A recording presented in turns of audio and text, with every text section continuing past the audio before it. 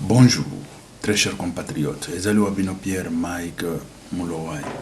Les autres jours, la situation est la République démocratique du Congo. Makambozo la kanakati ya République démocratique du Congo. Pe libanda ya République démocratique du Congo. Congo na yo, Congo nanga. Congo ya bisonyo soba congolais. Sans tarder, token de la situation, il y a Kamere à répondre na ba critique na ba humiliation nyonso oyo a zui a outi ko répondre donc ndepé koyoka pe Kabuya alobaki asepelaki te bon Kabuya ye aza Kabuya aza la République démocratique du Congo te, ça c'est clair. Kabuya aza Kabuya mais Kabuya azali la République démocratique du Congo te. Et encore moins Félix azali la République démocratique du Congo. C'est Félix qui fait ce que la République démocratique du Congo veut. Lui, il est là pour travailler pour la République démocratique du Congo. Vous comprenez? Et voilà. Bon, ce qui se raconte dans les réseaux sociaux, tel que a dit Kamere, tel que a dit je ne sais pas qui, Kabuya et les autres, les réseaux sociaux, c'est ce que dit le peuple. C'est le peuple qui est là. Il n'y a ni parti politique ni quoi. Là-bas, c'est tout le monde. Tout le monde se rencontre. Bon, comme vous voyez cette histoire, bon, là, il y a la liberté d'expression. La République nous appartient à tous, sans exception. Bon, on a Tobani Kokota déjà dans l'Ombango, mais il y a beaucoup de choses autour de la situation, il y a le changement climatique et tout ça. La situation, il y a Kagame, tu peux répondre Kagame, na Bilobela nae et tout ça, tu peux répondre la situation Sowana ya Kagame et voilà. Voilà oyo ko sangisa biso lelo na basije ya lelo oyo to kolobela. Batu mususu bazo sekanga mandefu. Tala mandefu et kata et tout ça. Natiki mandefu boye nazana iloko natikeli yango zomona mutu akota prière pendant ce que ba combien de temps ba balandaka nga peut-être ba balandaka la loupe ba yebi pourquoi kaka mandefu bozomona na elibino na koyela bino na kati ya République démocratique du Congo, un ami qui pèse, je ne dis pas des millions, je dis des milliards. Je dis des milliards. 78 milliards. Après, à investir, Zambia a investir dans la République démocratique du Congo. Ce qui a du capital, à investir, c'est déjà moi beaucoup. Même quand moi, un dixième, il y a capital. Un dixième. C'est quoi, ma bonne de les amabé.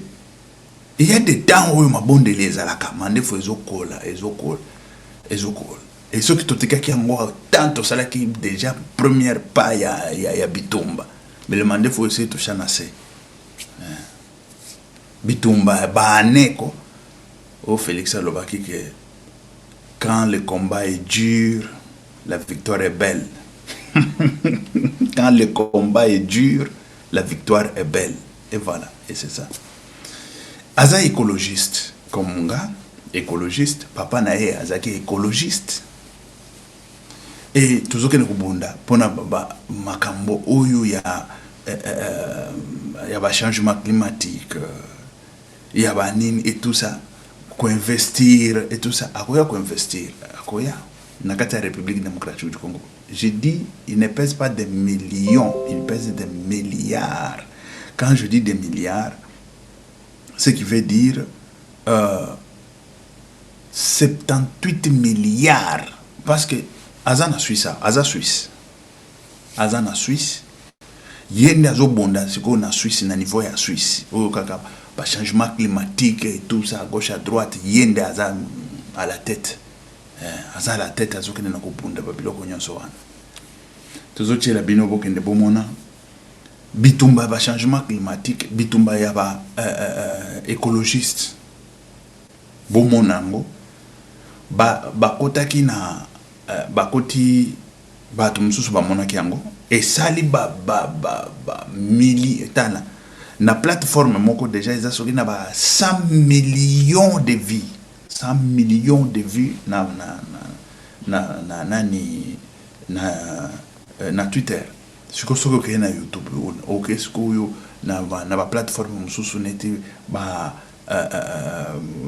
nini yango mususu o nyonso oyo ebima bema oyo babuzo ezalaka pe kuna ezalaka ebele nyonso wana ba TikTok ba nini. C'est ça que je voulais vous dire. Écoutez, bozomona situation oyo tozokende nango oyo environnement, ministère environnement, les lois bazokende na komona ministère environnement comme n'importe quel ministère. Bazana ba ministère oyo babengaka ministère bazokende na kobengaka ezali ministère c'est quoi encore ba ministère ya ba valeur. Mais aussi longtemps et environnement ils ont une valeur collègue ba ministère nyonso pour le moment. Et puis ils ont comprendre après. Il y a des gens qui vont comprendre après. C'est après des années. Peut-être que vous comprendre. Comprendre. Ministère environnement. Ils ont ministère régalien. Mais bateau. Ndenge zaki na misolo te bato bazongona misolo kuna te tout ça te bazokende mine ministère régalien monani ministère régalien oh environnement bozomona ngopamba et environnement bazui bazaiba bako zwa yoza parti politique fulani zwa makamba parti politique bazozo environnement bapesi parti politique et parti politique résultat c'est quoi?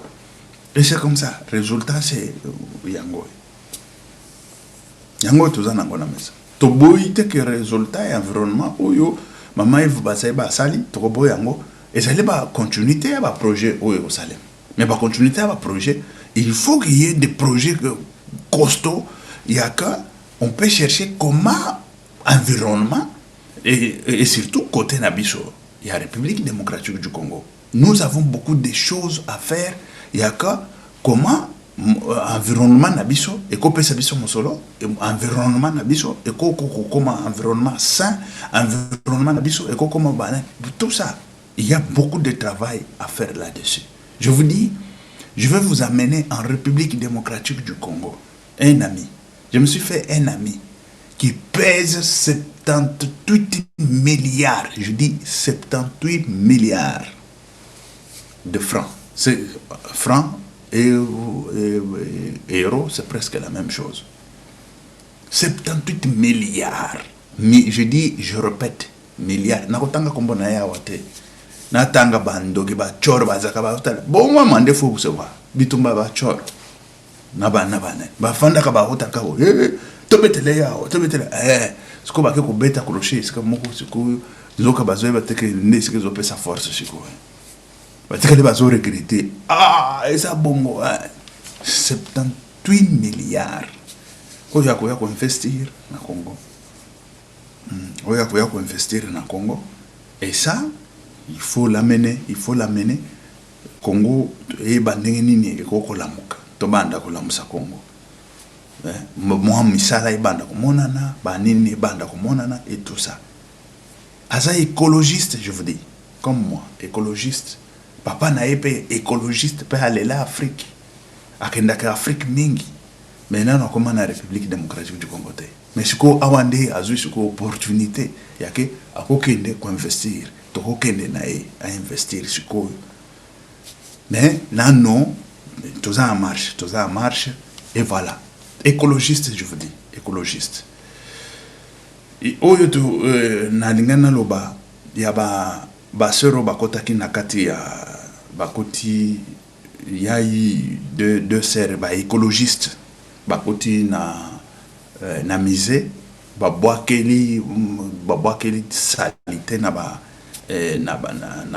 plateau tableau wana boyi ba tableau wana jakaba 50 millions et tout ça. Nous on s'en fout na ba millions na bango.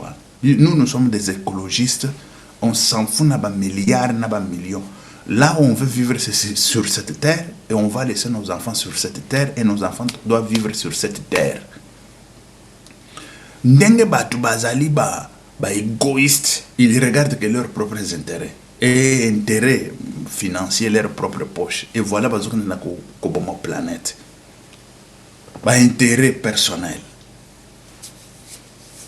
Total la vidéo on a des milliers de vues dans quelques jours. Et tamboli na ba réseaux sociaux nyons, et tamboli na ba télévision ba information nyons. Nous les écologistes, on va faire de grandes choses. On va bouger la planète. On va bouger. On va bouger des choses. Tuzokende bomona nani bomona vidéo wana bao bamona ki basi bamoni.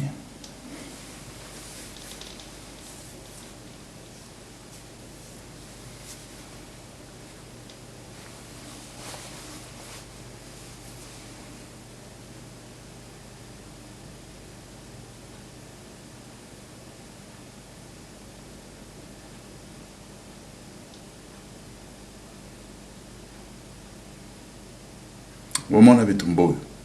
Et ça les pagaille. Oh yo yo yo. Na planète vidéo yo et ça li des milliers, 80 millions de vues dans 2-3 jours. 80 millions de vues. Nenge bozomona, hein? Bitumbo bozomona, yaba écologiste. Ce sont les écolos.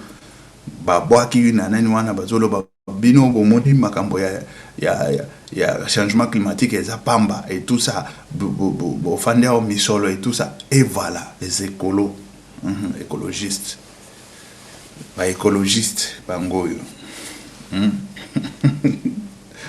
ça tournait le monde entier moni makambo et les tableaux là ce sont des tableaux. Les tableaux, il y a 50 millions, 100 millions, et 200 millions, 300 millions, et tout ça. Et voilà. Ça, ce sont les écologistes. Écologistes. Il y a tableau, 25 millions, 250 millions, et ce qui. Il y a des milliardaires, si Bazana Mabele, awa, milliardaire, 78 milliards. Toujours il y a la République démocratique du Congo. 78 milliards, il pèse 78 milliards. Même Bamindele Mazo Bangay, milliardaire, ah oui, il y a un démarque, oui. Attends pour la budget privé, asa écolo, écologiste, net biso. Biso tout ça tranquille, nassé, tianase. Atambola kana budget privé akotambola na mutu kana c'est normal ou à côté bus et tout ça pour moi net mutu nyonso mais zokawa ezolela 78 milliards il pèse tokoya na yena République démocratique du Congo à investir à mon opportunité à mon banini parce que baba savant ba autoyo ba besoin investir bon ça va. Bon, moni, c'est ça. Oyo sikoto ba ministère ya écologie, ministère ya environnement, ils a biso. Ils a ba parti politique te. Ils a ba Eve Bazaiba te. Eve Bazaiba ya za député kono. Abundaka te pona écologie. Abundaka te pona ya zo bundela bokonzi. Et ça doit finir en République démocratique du Congo. Ça doit finir. Si on ne sait pas que nous sommes des combattants qui... Écoutez, nous on affronte, on n'a pas peur de personne. Et on ne va pas laisser cette terre, oxygène et tout ça, et c'est comme ça, na Congo, qui va faire pour Congo. Mais il faut du combat, Et voilà, c'est notre ministère. Ce ministère-là, c'est notre ministère. Et puis, ce qui est, tout va bien. Touana, c'est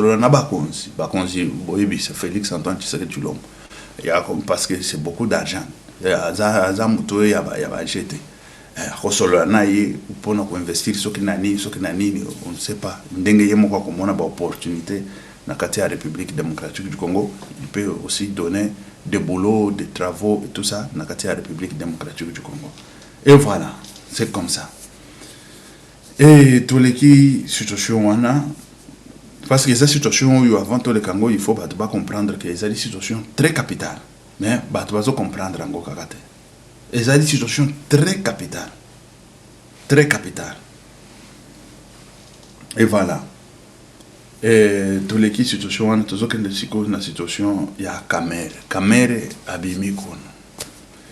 Boyebi que bazo la Kamere na parlé du peuple. Avant tout d'abord à côté Kamere à côté ça le discours naï. Je ne suis pas ni preneur ni demandeur. Il y a poste, ce qu'il y a primature et il y a Assemblée nationale. Wana Kamere à lobby. Bon.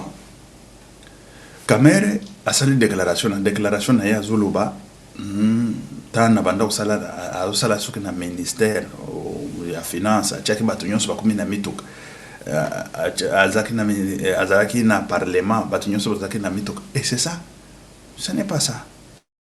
Quand tu travailles ezala na parlement ezala na ministère ezali de façon que peuple azaka na mituka yebisa biso que mon peuple azaki na mituka batu population. Et ça, vous avez la débattu à bureau, mais non. Tu ne travailles pas pour battre à bureau. Battu à comme on a dit que nazoki na kosala, nazoki na koloba bilobela, nazoloba bilobela te. Il faut toloba la situation d'engezali. Na koche la bino pour monde, pour yo. Monsieur Kabouya Bimi a lobby na sepelité et tout ça. Yé a sepelité. Même Félix peut-être a sepelité. Mais Félix a yé kobima yé kobisa peuple na sepelité bon. Mais non. Même ceux qui Félix Ango abimi a yako le bac na sepelité pour le bibo pour na Kamere. Mais Félix y est pas à congolais net bisonyonso. En même titre en tant que congolais, né Ango commissaire comme président de la République. Et c'est là n'est comme président de la République, il faut y a lobby né Ango to monique. Mais non, ceux qui te monnaient Ango que eza malam. Ceux qui te monnaient Ango eza mabedo. Mopaya ou ce qui n'a été, il faut prouver bisou. Bah prouver. T'es à moi na Congo à Zabo et ça va, c'est fini. C'est-à-dire la liberté d'expression, l'échange. Il faut échange. Ce qui échange exact, non parce que n'a une sépélité kabouya. Au sépélité c'est normal. Aux anadrons na yo ya ko sépélate paye ya ko sépel. Ça c'est normal. Aux anadrons na yo c'est ton droit ya ko sépela ou ko sépelate. Mais peuple ya lobby ndengeni. Peuple a lobby ndengeni. Bon, ça va. Et la situation est allée parce que bamsusu bazo baluka kaboy. Bango moko kaka bazonga na bokosi. Il y a une vidéo, une dame qui a dit ici, azoluba batata oyo depuis babanda ba indépendance tilelo bazaka na ba parlement wana bazo baluka boy. C'est comment comme histoire. Depuis l'indépendance, ça va changer. Qu'est-ce que politico va y biso yasika oh il sans jamais. Et l'autre comme côté. Mais comment voulez-vous que baza la kakawana parce que il y a je ne sais pas kabouya ya sepelité. Kabouya au sepelate peuple il a la peuple a la liberté de s'exprimer, de pouvoir dire ce qu'il pense, de pouvoir dire écoutez oh yo to moni boy oh eza peuple eza oh bateau tout le monde peut-être bazana ba drapeau ce qui kuna oui mais dans les réseaux sociaux c'est le peuple tout entier, c'est le peuple tout entier là. Et voilà, et c'est ça la situation parce que tant tout le monde est déjà nani panzani et c'est ça les grands problèmes. Et loko oyo comme ko panzana oyo les cambonini ezo salem mais peuple azana droit pour se mettre la question. Kabouya n'a pas encore répondu à cette question. Aya ko bisa biso que union sacrée panzani babulu nakati kuna e uti ndengeni. Oyebi ke mutu soki ba bisi ke okomi na babulu na liboma. Eza banini wana ba cancer ou banini. C'est ça non. Il faut nous autres ezaka mobimba ndenga wana constituer. Mettez comme ndambu comme biloko nini komi koleka kuna. Peuple aza vigilant, Peuple azo vigilé. Ça c'est clair. C'est clair et net comme de l'eau à boire. Peuple azo vigilé. Et à part ça, il faut que ce peuple ne m'oconse. N'est-ce Félix y a l'andaka peuple. Et c'est comme ça. Félix a l'anda peuple. Ce que le peuple a dit, ce que le peuple veut, il faut que le peuple a la malam, il faut que le peuple boye na boye. Et c'est ça. Hein? La situation de Kamere est une situation yemoko aya à se faire voir na peuple. Allo baka te awa ezaboye. Ce qui balobi que ngan haza soki azana ndenge bazolo soki burundais soki rwandais akoya lobby ngan haza burundais te ngan haza rwandais te papa nanga azaboye maman nanga azaboye tout ça et il faut toujours s'expliquer, il faut toujours dire au peuple ce que quand d'autres peuples bazoka na kansake na monoko kamere vérité bimakate oui bimakazaka bonjour ndebi la seule vérité qui sort dans la bouche de Kamere c'est bonjour. C'est grave, c'est très grave quand on te dit que la seule vérité qu'on se confie c'est qui sort dans la bouche de Kamere c'est bonjour. Ce n'est pas bon, il faut que le peuple abonga makambo eza bato sana bango na bureau babonga, mais non, peuple tout entier. Qu'est-ce que tu as fait dans l'économie? Je fais ceci, je fais cela, je fais je ne sais pas quoi. Tant que ya na bato ngo bakoya ko investir, il faut makambo peza ya solo ya ezaba bazo ya sikoyo ko ibisa kaye babiloko ya kirikiri so kende nini mboko oyo ezala kaka ya désordre boye, il faut corruption, il faut ba pourcentage, il faut bani. Et c'est ça aussi qui fait fuir aussi beaucoup ya ba investisseurs na kati ya République démocratique du Congo. Na yoki ki ba makambo ba pourcentage ezali tilelo. Oui, on m'a informé. Et puis jeu de preuve bato ba informer nga ba ko cité ezaki kutu ezate ke ezama makambo ya ba investir ba salaire na bango ba salaire musala na bango po ba pesa bango et comme que non il faut ba pourcentage na bango na ba ministère. Voilà, je parle de ministère de santé, c'est là où moi j'ai entendu ça. Et puis ça bato ba lobi salaire na biso ce que to pesa bino pourcentage ya musala ni ya ke bu nini yango salaire yango za salaire. Et ça, M. Kamere le sait ou on ne le sait pas. Il y a un ministère kuna. Ayebi yango ayebi. M. Kabuya oyo azoya ko yebisa biso ke ya sepelité. Azoyo ka makambo oyo ou bien azoyo ka ngo bien te. Parce que ba information yango oyo zo bimela siko na Suisse. Ba information zo bimela na Suisse. Ya bazuki na koloba ke ba ministère wana. Ba ministre ozo mona ba komi lelo ba député ba kotina ba assemblée nationale. Pratique na bango yango wana. Il y a depuis Kabila nano esilité. Pratique wana nano esilité. Ezali. Mais sikoyo biso toujours bunda, toujours quand même batu bakoko ya ko investir na Congo. Muto aya na Congo wana baya ko yebisa ye pour investir il faut pourcentage na biso vous rendez compte na 78 milliards moto siko alobi na tocha parce que to yebite mbongo ezaya ye ba projet ezaya ye oya koko ya kocha bon biso toujours supposé alobi non na monique na Congo il y a de ba business ya malamu et tout ça nazo à 70 milliards na chango kuna parce que ce qui na tourné ngo na koko zo peut-être le double nango mais sikoyo aya pour investir bozo senga ce qui 20% ya nani mboso amvami ko mboso akomvama akokufa siko milliardaire mboso papa mboso parce que les politiques na bango depuis indépendance depuis toujours indépendance yango wana ezo continuer papa mboso akomvama bomoni kaka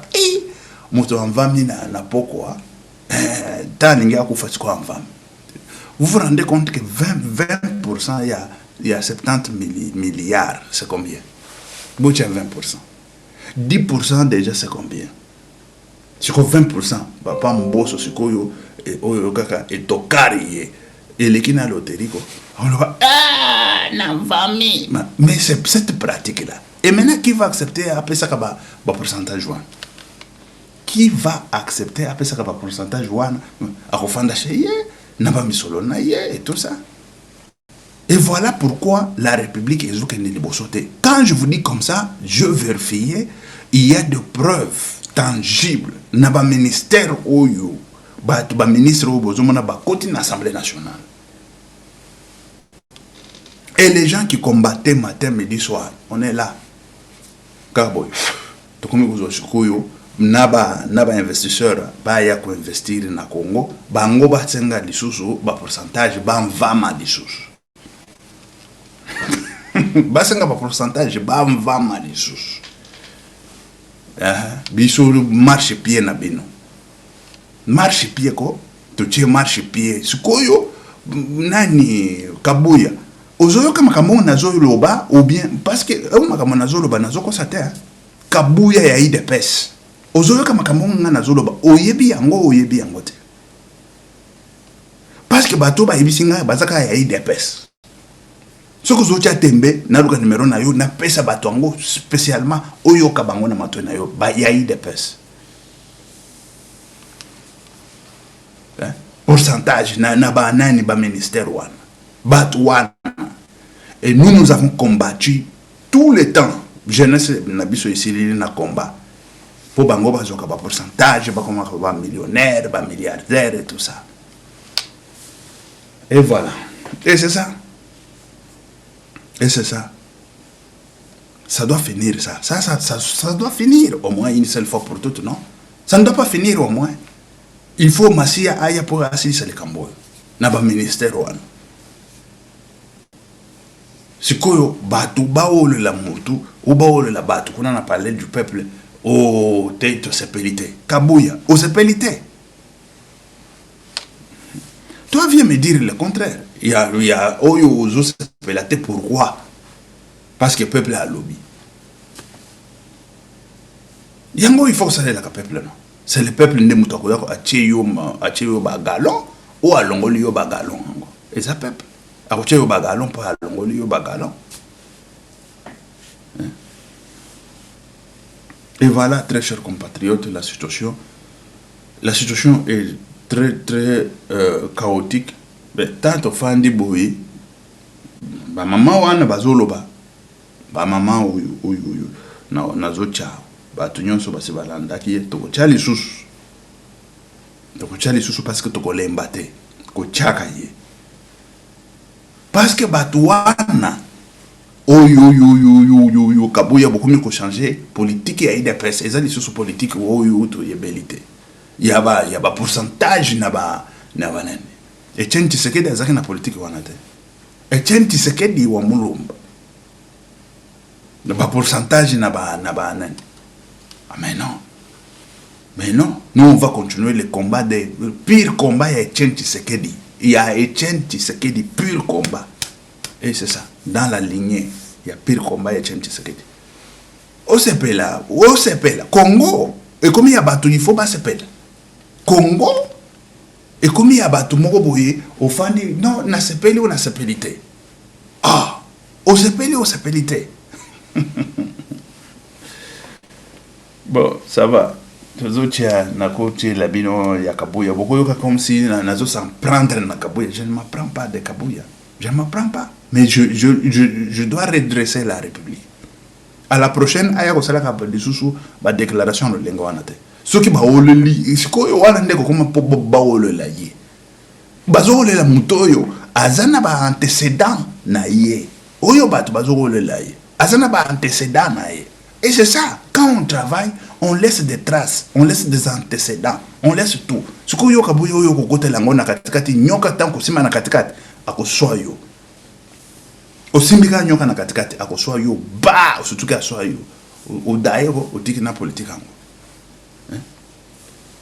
Oyoko ozo simbela nyoka na katikati ba antécédents yango izokene na kosala wana.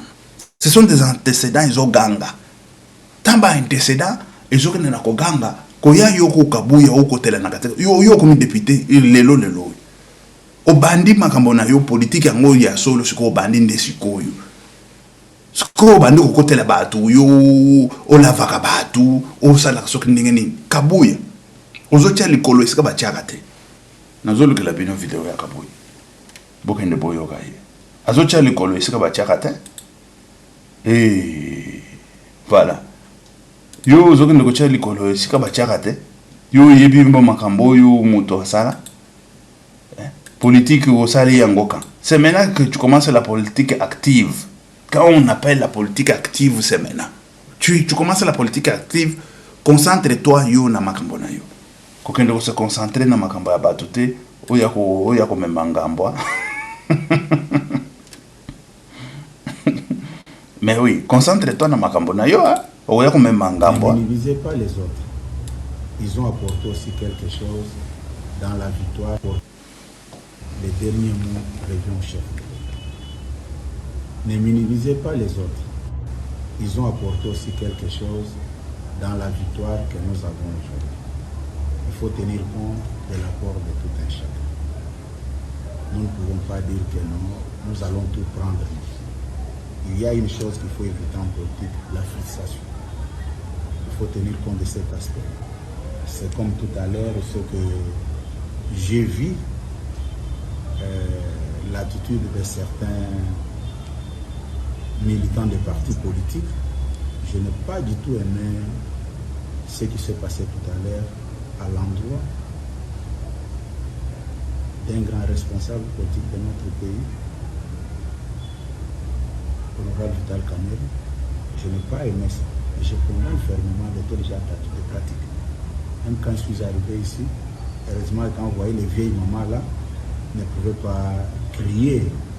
Et à la sortie, j'ai remarqué certains drapeaux que j'avais vus au balcon là. Et je demande aux responsables politiques de l'Union sacrée de comprendre que tout le monde est utile dans la société. Il n'est pas interdit à quelqu'un d'avoir des ambitions. Ce n'est pas du tout propre. C'est quelque chose qui ne m'a pas du tout arrangé personnellement. Voilà. Zoka, Kabuye, concentre-toi dans makambo na yo, ba antécédent ya bato. Bazana ba antécédent na bangoa. Yo siko ozoe kokotela na katikati obandi politique, c'est lelo nde on y a parlé du peuple. On y a parlé du peuple il y a des c'est quand Assemblée nationale et bandaki c'est quand? C'est hier ou avant-hier. Maintenant, yo komi kokotela bato bazana ba antécédent na bango oyo e blokisa makambo na bango. Siko yo ozola tango. Ozola tango Kabuya. Omoni peuple oyo. Peuple oyo azaka mabe, hein? Azaka malamu ta azoyoka yo a voter yo azobetre yo maboko. Mais ta balokaka. Quand ndenge ozomona bazo balokela bango. Et c'est comme ça peuple a balokaka. Un temps ko balokela yo pe koya koko ko banda kolela lela wate. Kuna mwana tetu mwedi. Tulbela watu ngambirila. To kari baba. Umonye baba. Kabuyi. Ba apostol.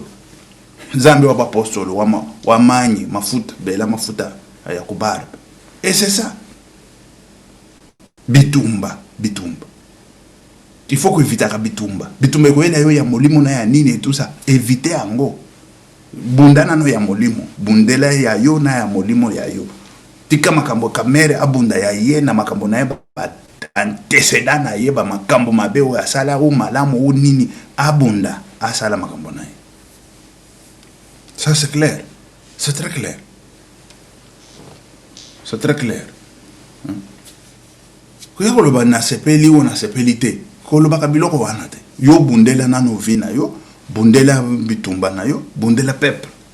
Bundela peuple nana. Kuya koloba ka parce que la fois passée, il y avait aussi des bêtises comme ça où mais c'est maintenant là où tu es maintenant dans la vraie politique. Je vous dis, maintenant la vraie politique c'est ça.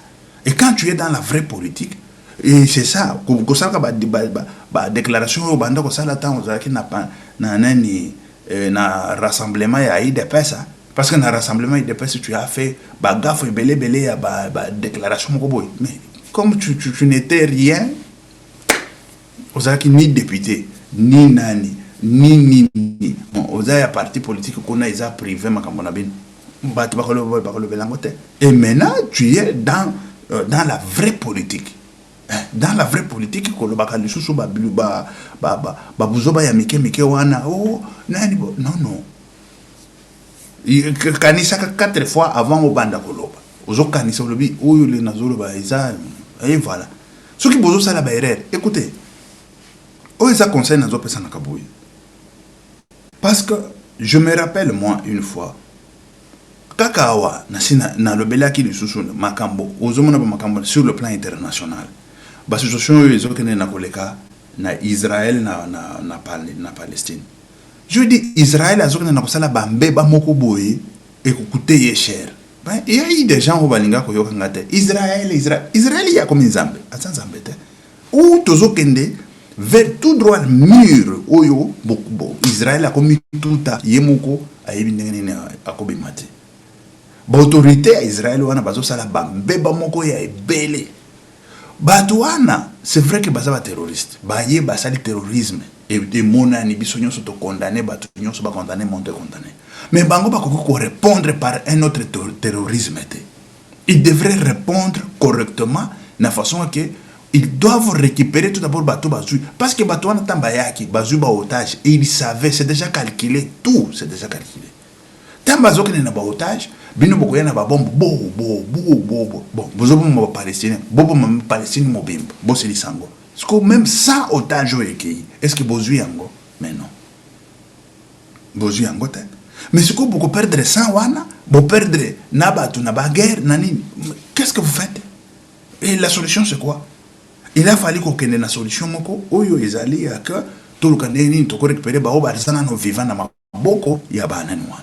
Ce n'est pas que oh parce qu'on est fort nous avons des bombes nous allons mettre nous sommes la grande puissance.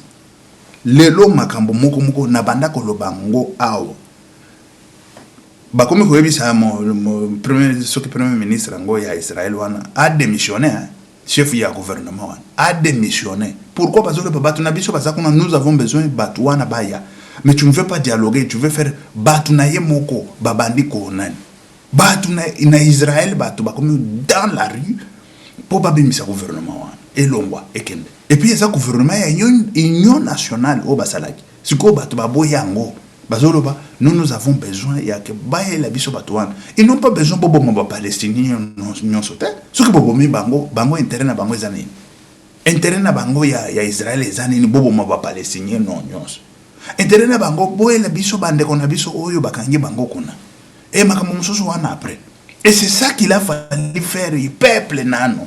Te nasala nano nenge basali boye terrorisme to Amérique ya zalaka na Israël. Bon, Amérique kendo côté la yesko na kata Israël ay bisa ba israélien ke bobu ndisa bangote. Bango na ba américain te il faut bombarder. Ba américain bango wana bakati ba aide pour na ba palestinien, ba réfugiés. Mais le peuple palestinien, le réfugié, qu'est-ce qu'il va avoir là-dedans? Na Canada. Et les gens qu'on croyait qu'ils pensent bien, sur le plan international, est zéro. Et ça, je vous dis, vous allez voir l'Amérique, il va commencer à tomber, il ne sera plus grande puissance. Pourquoi? Parce que je vois que sur le plan international, il y a une politique, il y a Kala. Politique, il y a Kala. Il y a Kamere, il y a 1960, il y a Papa Mbosso, il y a Nini, il y a encore. Mais il y a l'ordre national, ils ont changé. Ordre national, ils ont changé et les États-Unis vont succomber. Parce qu'il y a un ordre national, il y a imposé. Mais c'est déjà fini, le temps est déjà passé. Et les États-Unis, bientôt là, vous allez comprendre un jour, un jour même, 10 ans, 15 ans, 20 ans, même 30 ans, il y a un gars qui est les États-Unis qui perdre de puissance. Alors vous allez sous grande puissance.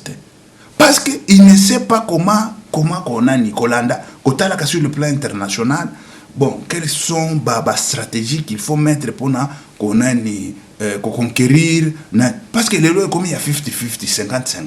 Et ça dit oh, je suis puissant, je vais m'imposer. Et ça dit bano bazobota masika bazana babiloko wana te oh ya ko lakisa ke naza puissant bola kisaka nde ba vie wana ba papa Mbosso biso toza puissant États-Unis à lobby bolé bisa papa Mbosso mais na Congo les ba congolais lelo yo ba jeune nyonso ba congolais ba lobby nini bato ba lobby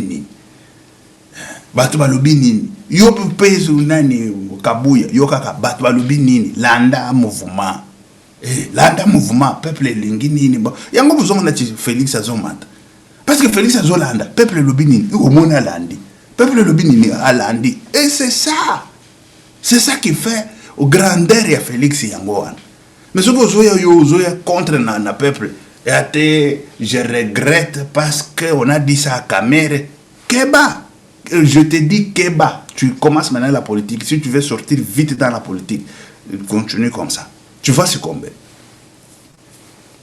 Et c'est ça.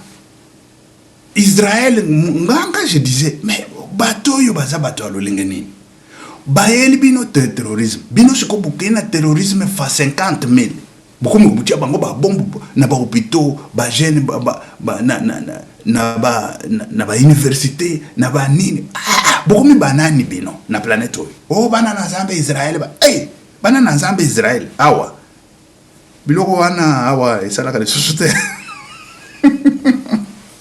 biso nyonso tokoma bana na Nzambe mandefo na ebisa bino na etikali pona nini kibwana na Nzambe mabondeli so ina banda osambela te mbele bakunda kala ba kufia awa ngana kufa bakukunda bango nde bakukunda bango ba ebite ke ba Kristo biso ba Kristo toliaka bato ko ofande eza boy ça va nazolia yo odame pe bango pe ba vide bango tout bako vide eza ba prérogative na te ya lisusu kote wana te na kote wana ezaka tana chaka mate tokutani na mutu moko azoyi bisanga ke toyaka poto yokana to sutukaka komi mate to komi bon Dieu peut-être parle d'une façon ou d'une autre ebele ya ba passer na bisa bango okukufa bato bazobo manga banani na bisa bango maike koloba bongo te bakufa bakunda bango bakufa bakunda bango bato balia yepe bafandi nye bazawana na yomoni bato balia bazolia yo na bisa kiye mais to bunda na ye pourquoi koloba bongo et tout ça il n'est plus et puis baza ibele bazate na mabele oyo uzobisa bango bazocha tembe sentiment ko oboy baza lisusu te na planète oyo toele tungambirila Nzambe alobi siko tozobisa yo zocha tembe ndi ozala te na mabele oyo ebele pe baza te na nani mais siko toliaka pe bato biso oyo obundisinga titi na lembe na lebi Nzambe bare mutu wana lobi ozala pe kutu te mais ba prérogative na biso voilà tolingi tokota na nani wana te parce que bato bakozala ka moke bare bango te so tant ozo comment que bare bango c'est parce que ba bondi sur ti olembi ba ko bisa que Israël et Égyptiens ozo mon bokomona ka bango li société et c'est fini na mabela bokomona ka bango li société et voilà c'est Pierre Mike Mulowai ochetembe na Nzambe alobi ochetembe Yahweh tumoile tungambirira tote kele mandefu boye mafuta izo kwe na mandefu ezanani mulai ya mandefu uyu mulai ya prière ok la situation yangoana je voudrais tout justement naibisa kamera nani Kagame beaucoup de choses mais wana tokosala lango vidéo tokosala lango émission après il y a beaucoup de choses que je voulais parler pour nana excusez voilà bozwa kabuya tana zolobela kabuya na kolobela yo plus jamais encore soko oboyi koyoka politique okanisa te que politique active okoti eza politique oyo bana ofanda na muchibasa cha IDPS ni IDPS viva non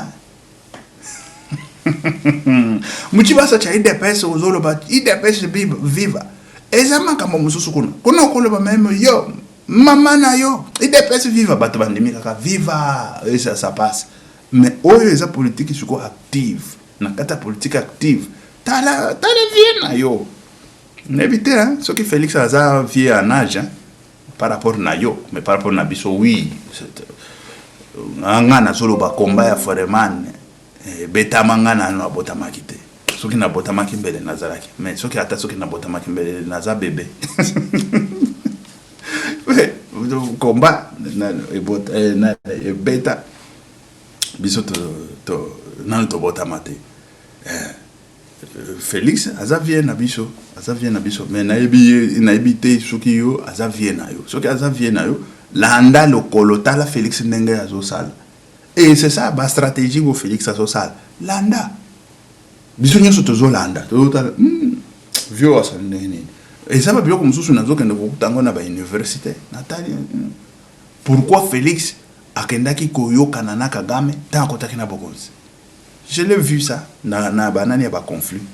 C'était ndenge ya ko pesa résultat na ba conflit oyo alingi tokota na ba conflit. Ça existe. Ça y est. Félix, il fait des choses qui est scientifique et scientifiquement prouvé. Landa vient à Félix, la tala kaye kakaboué, tal, Hollandi. Bon, Landa, non, nani, parce que moyen na continuer na banani mususu yo ezate de l'opposition. eza banani botala nano bolanda maire oyo tolanda ye mbala na mbala tolanda ye nano boyoka mpona bapoliticien oyo bazokende kaka te bapoliticien oyo tozoyeba meme kutu te ke eza ndenge nini bamboso banani baza kaka wana tolanda. Donc tata oyo na mama oyo nazomituna nano. Donc tata oyo na mama oyo na minute ne tofandi boye na Congo ozozela kaka banome yo ozosala mpe badémarche pour que le président Félix a nommé yo ordonnance lisusu oyo mpe obima lisusu depuis Mobutu Sese Seko depuis Kasavubu soki tozongi na nsima kombo na yo na chaque ordonnance ezalaka. Donc soki totali bien Congo yo ezalaka ya bino moko ba université belé tondisi bana awa baza na misala te il faut kaka bakombo na bino nde banda ko apparaître na chaque année na chaque mandat na chaque ordonnance bino moko kaka okomi pe na plus à 60 ans soni ezate. Oui, tondimi ozali chef ya regroupement monene mais okoki kopema te okoki kopema te pe okoki kopropose kombo te ya mutu moko ya parti na yo. Donc être autorité morale et chef d'un grand parti politique ezali synonyme ya koloba tu dois apparaître dans l'ordonnance te tokondima lisusu te biloko wana tokondima yango lisusu te na mboka Congo. Nazali kobenga ba chômeur nyonso nazo kobenga ba chômeur intellectuel nyonso yo mutu nyonso yebi ki utanga yo mutu nyonso oyo yo yebi que tu peux apporter un plus pour na Congo yo bandeko na ngai na tomboli maboko boya te to se soutenir pour que toloba non na répétition à plusieurs ordonnances ya batu moko boye. Président de la République bolobi azaka na 2 mandats.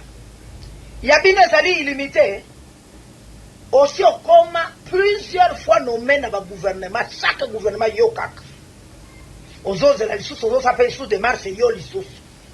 Toboy makambwana. C'est vrai Toboy. Fachi, papa Toboy blokwana. Cette fois-ci, tozali na besoin ya komona batu ya sika, bilongi ya sika, oyo uti na peuple bazala nommé.